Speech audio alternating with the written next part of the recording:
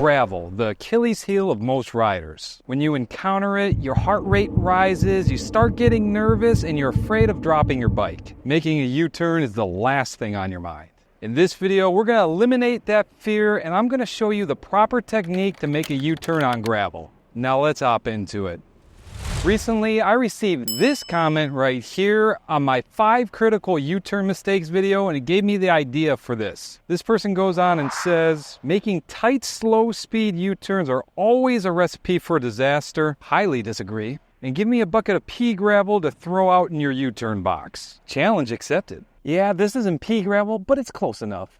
So back behind me here, I have a 22-foot U-turn box set up, and I'm going to give you all the proper techniques in order to make a successful U-turn. So first things first, you're going to make smooth inputs to your motorcycle. You don't want to do anything abrupt with the throttle or the brake. Speaking of the brake, you're only going to want to use the rear brake. You never want to use the front brake while you're doing slow speed maneuvers, especially on gravel. That's just a recipe for disaster. In addition, we want to try to keep the bike straight up as possible. This isn't the time to be trying to drag your floorboards. So at this point, we're ready to enter into the U-turn, and we want to stay in the friction zone and keep our throttle between 1800 to 2000 RPMs. That's what works best with my bike. Your bike might be a little different. Now, if you don't know what the friction zone is, it's that sweet spot in your clutch where it starts providing power to the rear wheel. Now, when you're in the friction zone, it doesn't matter how high your RPMs are, your bike's still going to move at a steady rate. Now, you don't want your RPMs too low because your engine will start lugging and you could possibly stall. You don't want to do that. So we have a steady throttle in the friction zone. Now it's time to execute the turn. In order to do this, you're going to look over your shoulder, looking where you want to go before you turn the handlebars. So that way, in a real world situation, you can make sure there's nothing in the way. And again, as I said, as we're making the turn, we're going to try and keep the bike straight up as possible, lightly dragging that rear brake to give you a little more stability, and then just go on and complete the turn. Now let me go ahead and get geared up and show you exactly how this is going to look, and I'll talk you through it.